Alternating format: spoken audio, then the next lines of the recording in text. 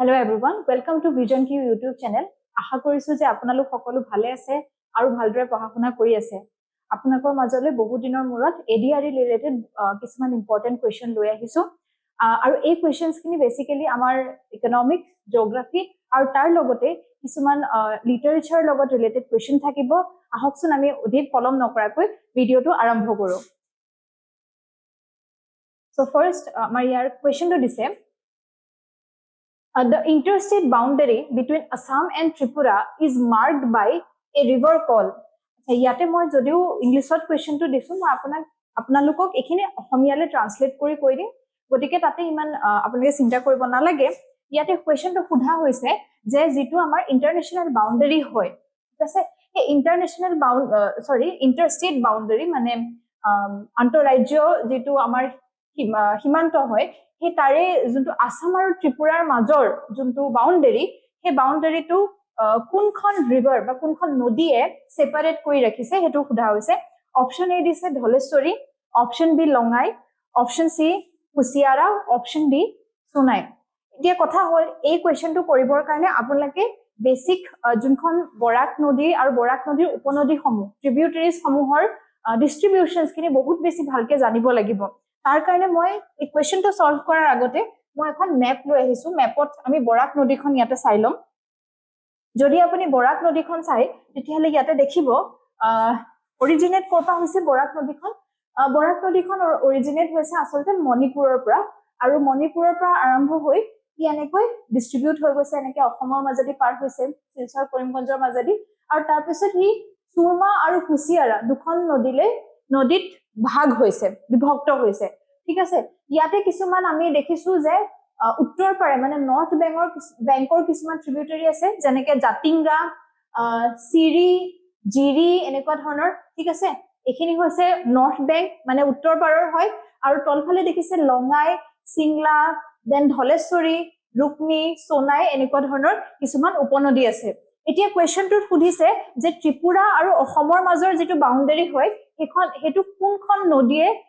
মানে সেপাৰেট কৰি ৰাখিছে বা ভাগ কৰি ৰাখিছে ইয়াতে যদি আনসাৰটো চাই আপোনালোকে লোকেশন যদি জানে ইয়াৰ শুদ্ধ উত্তৰটো আপোনালোকে নিশ্চয়কৈ পাৰিব আনসাৰটো হ'ব লঙাই কাৰণ লঙাই আপুনি দেখিছে একদম ওয়েস্টাৰ্ণ সাইডত মানে পশ্চিম ফালে আছে গতিকে ইয়ে ৰাইট আনসাৰ হ'ব অপচনত যদি চাও শুদ্ধ উত্তৰটো হৈ যাব লঙাই ওকে ইয়াৰ পিছত আমি নেক্সট টু কোৱেশ্চনে যাও এটো এটা ওয়াৰ্ল্ড জিওগ্ৰাফি ৰিলেটেড কোৱেশ্চন আমি দেখিছো যে আমাৰ যিবিলা প্ৰিভিয়াস ইয়াৰ কোৱেশ্চন প্যাটাৰ্নটো চাই গম পোৱা গৈছে যে ওয়াৰ্ল্ড জিওগ্ৰাফি ৰিলেটেড বহুখিনি কোৱেশ্চন সোধা দেখা যায় ইয়াতে হেতু কাৰণে মই কিছুমান কোৱেশ্চন ওয়াৰ্ল্ড জিওগ্ৰাফি অন্তৰ্ভুক্ত কিছুমান কোৱেশ্চন লৈ আহিছো ইয়াতে চাও প্ৰথম কোৱেশ্চনটো এনেকুৱা দিছে যে river Nile flows through which of the following countries river যোনখন নাইল নদী হয় আটাইতকৈ দীঘল নদী গোটে আমাৰ পৃথিৱীৰ ভিতৰত সেই নদীখন কোন কেখন কান্ট্ৰিৰ মাজেদি পাৰ হৈ সুধিছে অপচন এ ইজিপ্ট অপচন বি দিয়া আছে 2 দিয়া আছে south Sudan option 3 Uganda 4 Kenya ইয়াতে বেলেগ অপচনৰ কিছুমান কম্বিনেশনস দিয়া আছে এই আনসাৰটো কৰিবলৈ আপোনালোকে কি কৰিব লাগিব আপোনালোকে এটো জানিব লাগিব যে উপনদী সমূহ নাইল ৰিভাৰ যোনখন আছে এই নাইল ৰিভাৰখন কাৰ মাজেদি একচুয়ালি পাৰ হৈ যায় হেখিনি আপোনালোকে মনত ৰাখিব লাগিব ইয়াৰ কাৰণেও মই মেপ এখন লৈ আহিছো আপোনালোকে যদি এই মেপখন চাই ইয়াতে আপুনি দেখিব এখিনি হৈ গল নাইল নদী যেটো আমাৰ কি হৈছে নাইল নদী যোনখন হয় সেই নাইল নদীখন একদম আমাৰ যোনটো আফ্ৰিকা কন্টিনেন্ট হয় ন আফ্ৰিকা কন্টিনেন্ট এই আফ্ৰিকা কন্টিনেন্টৰ ওপৰত এনেকুৱাকে আছে ডিস্ট্ৰিবিউটেড হৈ ঠিক আছে এতিয়া কথা হল কি মই সেই পোৰশনটো আপোনালোকক দেখাই দিছো ইজিপ্ট তাৰ পিছত সুদান আপোনালোকে দেখিছে এটো সুদান হয় ইজিপ্ট ঠিক আছে ইৰিট্ৰিয়া দেখিছে ইথিওপিয়া দেখিছে সাউথ সুদান এনেকৈ নদীখন ভাগ হৈছে ঠিক আছে বুৰুন্ডি ইফালে আপুনি কেনিয়াও দেখি যাব ঠিক আছে তানজানিয়াৰ ফালে ইমান কি না যায় ইয়াতে ৰৈ যায় সো এইখিনি মেইন কি আছে Egypt Sudan South Sudan Burundi Rwanda Eritrea Ethiopia এইখিনি মাজেদি কি হৈছে নাইল নদীখন পাৰ হৈছে নিশ্চয়কৈ আপোনালোকক এনেকুৱা কোৱেশ্চনটো কেতিয়াও নকৰে যে আটাইতকৈ পৃথিৱীৰ ভিতৰত আটাইতকৈ দীঘল নদীখনৰ নাম কি বা তেনেকুৱা ধৰণৰ কোৱেশ্চন নাহে কাৰণ বহুত ইজি কোৱেশ্চন হয় সবেই পাৰিব হয়তো এনেকুৱা কোৱেশ্চন আপোনালোকৰ আহিব পাৰে তো আপোনালোকে যদি ইয়াতে চাই শুদ্ধ উত্তৰটো আপোনালোকে গম পাব গোটেই কেইখন কান্ট্ৰি ইয়াৰ ভিতৰত আহিব the right answer is all of the above আচ্ছা নেক্সট কোৱেশ্চন তুলে যদি যাও এটো এটা স্টেটমেন্ট বেসড কোৱেশ্চন হয় দেখা গৈছে যে লাষ্ট এডিআৰই যেটো গ্ৰেড 3 এক্সাম আছিল তাৰ ডিগ্ৰী লেভেলৰ এক্সামটো হেতু কিছুমান স্টেটমেন্ট সুধা গৈছে যোৱাবাৰ স্টেটমেন্ট বিলাক কম্পাৰেটিভলি ইজি আছিল কিন্তু হয়তো পৰৱৰ্তী সময়ত দেখা যায় যে প্ৰত্যেকটো কম্পিটিটিভ এক্সামৰে কোৱেশ্চনৰ লেভেল বিলাক অলপমান ডিফিকাল্ট কৰা হয় গতিকে মই অলপমান বেছি নহলে অলপমান ডিফিকাল্ট লেভেলৰ এটা কোৱেশ্চন লৈ আহিছো এটো হৈছে ভাৰতবৰ্ষৰ মাটিৰ ওপৰত এটা কোৱেশ্চন দিয়া হৈছে যে which of the following is our feature of black soil আমাৰ যোনটো ব্ল্যাক সয়েল আছে ঠিক আছে ব্ল্যাক সয়েলৰ প্ৰপাৰ্টি কি এটোৰ ওপৰত কোৱেশ্চন সোধা হৈছে ইয়াতে যদি আপুনি অপচনস বিলাক চাই ইয়াতে দিছে যে it cover most of the Deccan Plateau area that is Maharashtra Gujarat Madhya Pradesh Tamil Nadu etc মানে কোৱা হৈছে যে যোনটো আমাৰ Deccan Plateau মানে সাউথ ইন্ডিয়া পোৰশন আছে এই সাউথ ইন্ডিয়াটো গুটেটো এবিলা মহাৰাষ্ট্ৰ গুজৰাট মধ্য প্ৰদেশ তামিলনাডু ইয়াৰ মাজেদি ইয়া এই এৰিয়াখিনিত ব্ল্যাক সয়েল পোৱা যায় হেতু কোৱা হৈছে সেকেন্ড স্টেটমেন্ট কৈছে it also known as ragur soil বুলি কোৱা হৈছে it is generally clay deep and impermeable in nature অলপমান বুকা মাটি হয় ঠিক আছে বুকা টাইপৰ ক্লে টাইপৰ মাটি এটা হয় এটো বুলি কোৱা হৈছে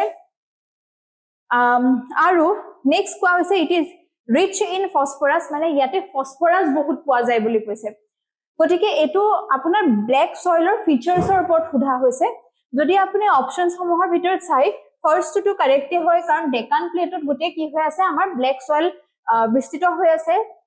দ্বিতীয়তে ৰাগুৰ সয়েল মানে হৈছে ব্ল্যাক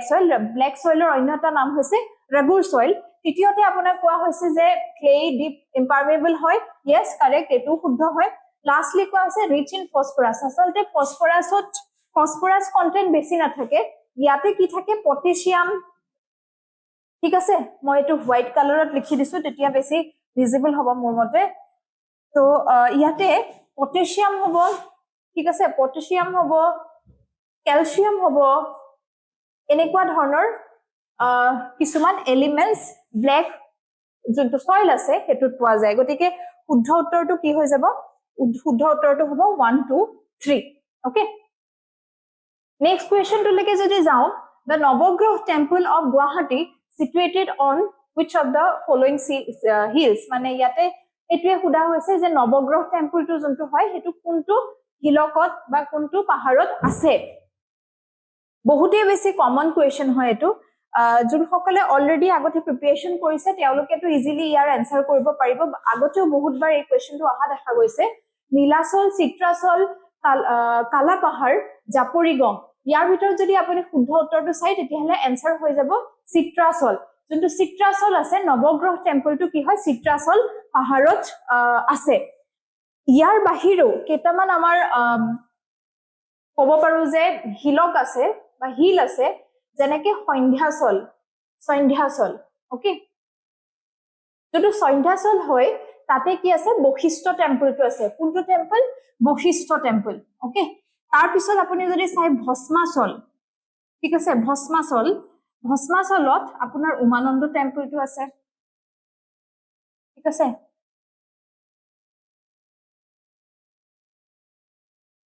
মণিকুট হিল তাতে কি আছে হয়গ্ৰীব মাধৱ টেম্পল আছে এনেকুৱা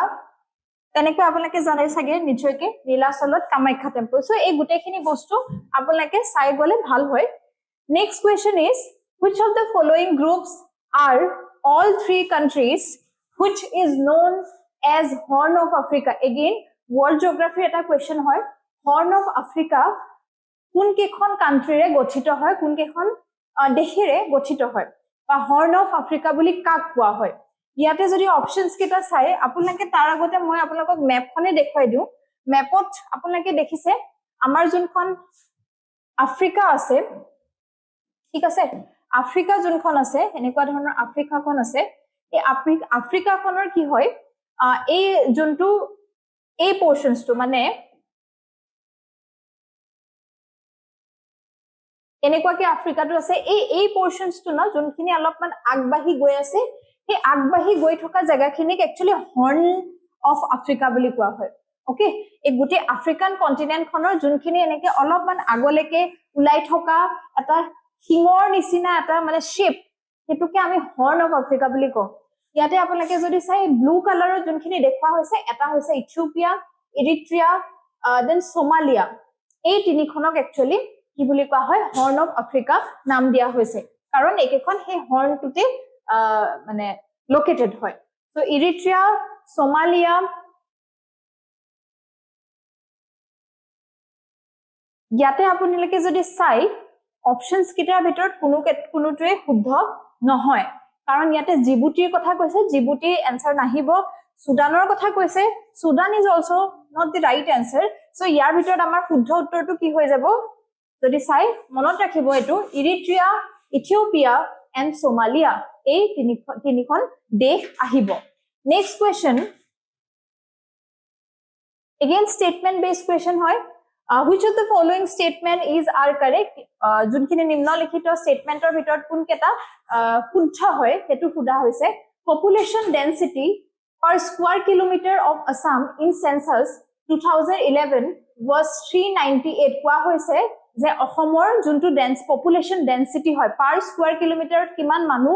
থাকে হেতু হৈছে 398 এটু কোৱা হৈছে second statement to কোৱা হৈছে population density of Assam in 2011 census was lower than that of India মানে 2011 বৰ্ষৰ যোনটো সেন্সাস আছিল সেই সেন্সাস মতে অসমৰ population density যিমান হেতু কি হয় লোৱাৰ হয় কম হয় কাটকে ইন্ডিয়াতকে ভাৰতবৰ্ষৰ যোনটো population density তাতকে অসমৰ population density কম বুলি কোৱা হৈছে তৃতীয়তে কোৱা হৈছে sex ratio of Assam census 2011 is 958 আপোনালোকে এটা বস্তু জানিব লাগিব ইয়াতে সেক্স ৰেশিও মানে বুজোৱা হৈছে যে প্ৰতি 1000 মেলত ঠিক আছে কিমান ফিমেল আছে এটুক আমি সেক্স ৰেশিও বুলি কওঁ আৰু ইয়াতে যোনটো ডেটা দিছে হেতু একদম শুদ্ধ ডেটা কাৰণ আমাৰ অসমৰ সেক্স ৰেশিও বহুত ভাল বুলি কোৱা হয় প্ৰতি 1000 মেলত বহুখিনি ফিমেল আছে আৰু নতুনকৈ বহুত কিছুমান এটোটো 2011 বৰ্ষৰ ডেটা হয় ৰিসেন্ট বহুত ন্যাশনাল ফ্যামিলি হেলথ সাৰ্ভে ডেটাও আহে তাৰ মতেটো এনেকুৱা কোৱা হৈছে যে প্ৰতি 1000 মেলত 1000তকৈ বেছি ফিমেল আছে কেনেকুৱা ধৰণৰ ডেটাও আপডেট হৈছে কিন্তু যেহেতুকে আমি সেন্সাসৰ ডেটা চাইছো গতিকে এটো এক্স্যাক্টলি কাৰেক্ট হয় সেকেন্ডতে কোৱা হৈছে যে আমি ফাৰ্স্ট স্টেটমেন্টটো চাও পপুলেশন ডেন্সিটি অসমৰ 398 একদম শুদ্ধ হয় এটো যে 398 হ'ব आंसर এন্ড দেন সেকেন্ড অপশনটো যোনটো দিছে তাতে অসমৰ পপুলেশন ডেন্সিটি যোনটো হয় এটো লোৱাৰ বুলি কৈছে দেন ইন্ডিয়া কিন্তু আপোনালোকে যদি চাই ইন্ডিয়াৰ পপুলেশন ডেন্সিটি হৈছে 382 আৰু অসমৰ কিমান 398 গতিকে সেই হিচাপে যদি চাও এই স্টেটমেন্টটো কি হৈ যাব ৰং হৈ যাব সো ইয়াতে আপোনাৰ only কি সুধিছে ইয়াতে which among the following statement is are correct সুধিছে correct amar ki hoye jabo 1 and 3 correct okay 1 and 3 correct next the tale of nomadic soul is the English translations of a famous novel by Syed Abdul Malik which is that novel among the following juntu the tale of nomadic soul a kitab khon Syed Abdul Malik likhise আৰু সৈয়দ আব্দুল মালিকৰ এই কিতাপখনৰ অসমীয়া যোনটো origin যোনখন book হয় এখনৰ নামটো সুধিছে সো নোমাডিক সোল বুলি কৈছে তো নিশ্চয় কি আত্মা আহিব তাতে ঠিক আছে তো ইয়াৰ একচুয়ালি শুদ্ধ উত্তৰটো কি হৈ যায় দা অঘৰী আনসাৰ ইজ অপশন বি অঘৰী আত্মাৰ কাহিনী ঠিক আছে বহুতে হয়তো এটো আনসাৰ জানে আগতে এটো আহা প্ৰশ্ন The Buronji written by Ratna Kondoli and Arjun Das Boiragi was Ratna Kondoli and Arjun Das Boiragi কোনখন বুৰঞ্জী লিখিছিলে সোধা হৈছে ইয়াতে দিয়া আছে কাছাৰী বুৰঞ্জী অসম বুৰঞ্জী কামৰূপ বুৰঞ্জী আৰু ত্ৰিপুৰা বুৰঞ্জী দিয়া আছে ৰাইট আপোনাকৰ জানিবৰ কাৰণে কৈ দিও কাছাৰী বুৰঞ্জী অসম বুৰঞ্জী আৰু কামৰূপ বুৰঞ্জী এই তিনিখন Surya Kumar ভূঞায়ে ঠিক আছে সূৰ্য কুমাৰ ভূঞায়ে লিখা আৰু এই ত্ৰিপুৰা বুৰঞ্জীখন কোনে লিখা আমাৰ ৰত্ন কণ্ডলী আৰু অৰ্জুন দাস বৈৰাগী ৰাইটাৰ হয় ইয়াতে এটা বস্তু চাব অসম বুৰঞ্জীখনৰ যোনজন অৰিজিনেলি যোন ৰাইটাৰ আছিলে সেয়া পাবলৈ বিৰাটে টান মানে তেওঁলোকে ইমান বেছি মানে ডকুমেন্টেশন পোৱা যোৱা নাই সোৰ্সেছৰ পৰা কি কোনে লিখিছিলে অৰিজিনেলি কিন্তু তাৰ ট্ৰান্সলেশনটো একচুয়ালি সূৰ্য কুমাৰ ভূঞায়ে কৰিছে Next question, which century witnessed the growth and development of Sarit Puthi? যোনখন আমাৰ Sarit Puthi আছে এই Sarit Puthi খনে কোনে ডেভেলপ কৰিছে কোনটো টাইমত ডেভেলপ হৈছে সুধিছে 14th century 15th century 16th century 17th century ইয়াতে মই Sarit Puthi বিষয়ে অলপমান দি দিছো Sarit Puthi refers to the biographical narratives of Vaishnavic saints from Assam primarily written in prose and is a significant part of the region's literacy traditions. This text often focused on the lives of figures like Shankardeva and his followers, developed in 17th century.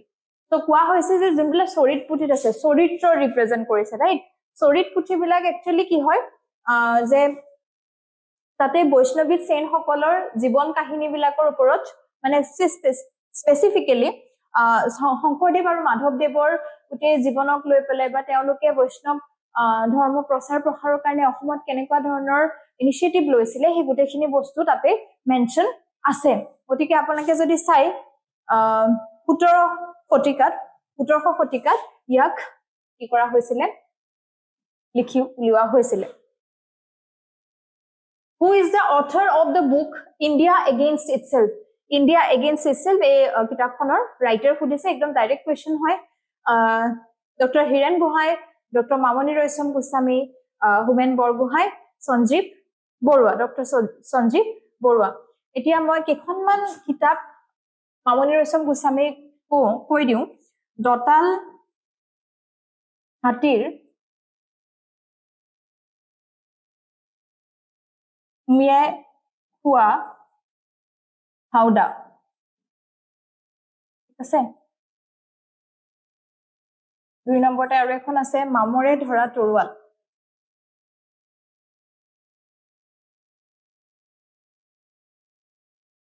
তো মামনি ৰয়ছম গোস্বামীয়ে সাহিত্য academy Mamoni এখন মামৰে ধৰা তৰুৱালৰ কাৰণে পাইছিলে then হুমেন বৰগোহাঁইৰ কথা যদি কওঁ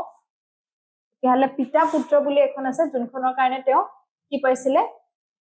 সাহিত্য একাডেমী পাইছিলে পিতা পুত্ৰৰ কাৰণে পাইছিলে তাদুপৰি তেওঁ নিয়মীয়া বাৰ্তা যোনখন আছিলে নিয়মীয়া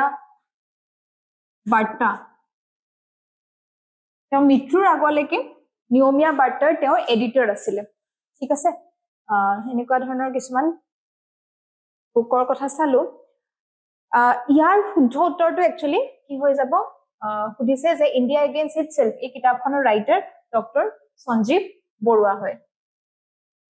next question who among the following was the first editor of Ramdhenu যোনখন হয় আলোচনী সেইখনৰ ফাৰ্স্ট এডিটৰ কোন আছিল এটা সুধা হৈছে দিননাথ শৰ্মা ডক্টৰ বীৰেন্দ্ৰ কুমাৰ ভট্টাচাৰ্য হেমচন্দ্ৰ গোস্বামী চন্দ্ৰ কুমাৰ আগৰৱালাৰ কথা যদি আমি কওঁ তেতিয়াহলে কি হ'ব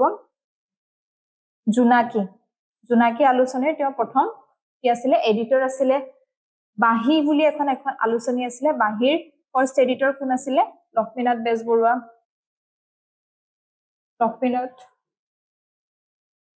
বেজবৰুৱা ঠিক আছে এই যোনখন ৰামধেনু হয় ৰামধেনু পিৰিয়ড বা ৰামধেনু যুগ বুলিও কোৱা হয় সেই সময়ছোৱাক বীৰেন্দ্ৰ কুমাৰ ভট্টাচাৰ্য তেওঁ তাৰ ফাৰ্স্ট এডিটৰ আছিলে মনত ৰাখিব next question which of the following bill are declared as Ramsar site in 2002 আপোনালোকে যদি অলপমান এনভায়ৰনমেন্টৰ কথা বা যিবিলাক আমাৰ বিল আছে ইয়াৰ কথা যদি অলপমান পঢ়া শুনা কৰিছে তেতিয়া নিশ্চয়কৈ জানিব যে ৰামসাৰ সাইট বুলি অসমত এখনে আছে ঠিক আছে আপোনালোকে এটু কোৱেশ্চনৰ আনসাৰ নাজানিলেও যদি ৰামসাৰ সাইটৰ কথা জানে তেতিয়াহলে এটু নিশ্চয়কৈ আনসাৰ কৰিব পাৰিব অসমত ৰামসাৰ সাইট এখনে আছে আৰু সেইখন হৈছে দীপৰ বিল দীপৰ বিল এখন বাৰ্ড সেঞ্চুৰীও হয় দীপৰ বিল এখন ৰামসাৰ সাইটো হয় ৰামসাৰ সাইট মানে হৈছে যিবিলাকত ওয়েটল্যান্ডস থাকে ঠিক আছে সেই ওয়েটল্যান্ডস বিলাকৰ কনজাৰভেশনৰ কাৰণে সংৰক্ষণৰ কাৰণে কি কৰে ৰামসাৰ সাইট ডিক্লেয়াৰ কৰা হয় আৰু আমাৰ অসমত এখনে আছে আপোনালোকে কমেন্ট সেকশনত জনাব যে আমাৰ নৰ্থ ইষ্টত কেখন ওয়েটল্যান্ডস আছে বা এনেকে ক'ব পাৰি যে নৰ্থ ইষ্টত কেখন ৰামসাৰ সাইট আছে ঠিক আছে যদি আনসাৰটো জানে কমেন্ট সেকশনত জনাব ইয়াতে নেক্সট সুধা হৈছে which of the following refineries in Assam is known as Assam Accord Refinery বুলি কাক কোৱা হয় তো ইয়াতে অপশন এ দিছে Numaligarh option B Bongaigaon option C Digboi option D Nunmati so Assam accord কেতিয়া সাইন হৈছিলে 1985 ত সাইন হৈছিলে হেতু টাইমত বহুখিনি অসমৰ ডেভেলপমেন্টৰ কাৰণে কাম কৰাৰ কাৰণে সাইন কৰা হৈছিলে এমওইউ সাইন কৰা হৈছিলে হেতু টাইমত অসম ভাৰতৰ প্ৰধানমন্ত্ৰী আছিল ৰাজীৱ গান্ধী গটিকে হেতু টাইমত কোনটো ৰিফাইনাৰী এস্টাব্লিশমেন্টৰ কথা কোৱা হৈছিল Numaligarh refinery next who among the following is regarded as the father of Arunachal Pradesh father of Arunachal Pradesh বুলি কাক কোৱা হয় ডক্টৰ দেইং ইৰিং প্ৰেম খান্দু ফুংগন চাও খামুন গোহাই এন্ড লুমাৰ ডাই তো ইয়াৰে শুদ্ধটো প্ৰনাউন্সিয়েচনত মোৰ অলপ মিস্টেক হ'ব পাৰে হেতু অলপমান চাবলৈ চেষ্টা কৰিব কিন্তু ফাদাৰ অফ অৰুণাচল প্ৰদেশ বুলি একচুয়ালি কোৱা হয় doctor Daying Ering Next question, which of the following is geographically closest to the Great Nicobar?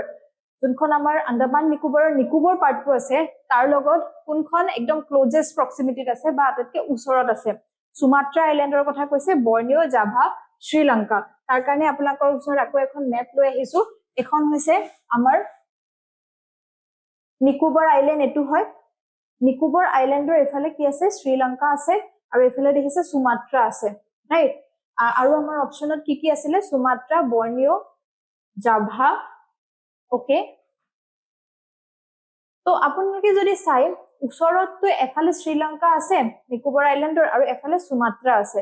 তো আমাৰ শুদ্ধ উত্তৰটো কি হৈ যায় সুমাত্ৰা হ'ব শ্ৰীলংকা দেখাত লাগিছে যে অলপমান ওচৰত আছে হেন কিন্তু একচুয়ালি ওচৰত কোন আছে আমাৰ সুমাত্ৰাখন হ'ব ইয়াৰ শুদ্ধ উত্তৰটো হৈ যাব সুমাত্ৰা The multidimensional poverty index consists of etu eta olop economics aru logote olopman general knowledge question buliu kobo pari poverty logot related question azikali ahe poverty measure koribole daridrota juntu hoy tak measure koribole amar bharatborkhot belek dhonor kisuman ways apply kora hoy protha mane kisuman rules ase tar bhitor eta hoy amar multidimensional poverty index এটা আমি আপোনালোকে নিশ্চয়কৈ শুনিছে সাগে বিলো poverty line above poverty line APL BPL তাতে কি হয় যে ডে টু ডে বেসিছত এজন মানুহ কিমান এক্সপেন্ডিচাৰ কৰে নিজৰ নামত বা মান্থলি বেসিছত কিমান এক্সপেন্ডিচাৰ কৰে তাৰ ওপৰত কৰা হয় বেসিক্যালি হেতু মনিটাৰী ভ্যালুৰ ওপৰত কৰা হয় কিন্তু যোনটো মাল্টিডাইমেনশনাল পভাৰ্টি ইনডেক্স হয় তাত অকল মনিটাৰী স্পেন্ডিংৰ ওপৰতে গুৰুত্ব নিদি কিছুমান বেলেগ ধৰণৰ এসপেক্টস বা প্যাৰামিটাৰ চোৱা হয় তাতে কোৱা হৈছে ইয়াতে সুধা হৈছে যে কোন কেটা মানে ইয়াতে প্যাৰামিটাৰ হ'ব পাৰে health education quality of life so ইয়াৰ শুদ্ধ উত্তৰটো একচুয়ালি হৈ যাব অল অফ দি এবভ গুটেই কেটা প্যাৰামিটাৰে ইয়াতে চোৱা হয় আপোনালোকে যদি চাই তেতিয়াহলে হেলথ দেখিছে এডুকেশন এন্ড লিভিং স্ট্যান্ডার্ড এই তিনিটা ঠিক আছে কোৱালিটি অফ লাইফক লিভিং স্ট্যান্ডাৰ্ড বুলিও ক'ব পাৰি আপুনি কেনেকে নিজৰ লাইফত স্পেন্ড কৰিছে এইখিনি বস্তু চোৱা হয় মই অলপমান ইয়াতে প্যাৰামিটাৰ কেটা দি দিছো যেনেকে হেলথৰ লগত ৰিলেটেড কি প্যাৰামিটাৰ চাই নিউট্ৰিশনস এটা শিশুৱে যিমানখিনি নিউট্ৰিশন পাব লাগে পুষ্টিকৰ খাদ্য খাব লাগে সিমানখিনি খাইছে নে নাই এনেকুৱা ধৰণৰ কথাখিনি চাইল্ড মৰ্টেলিটি জন্ম হোৱাৰ পৰা 6 মাহৰ ভিতৰত কিমান শিশুৰ মৃত্যু হৈছে এই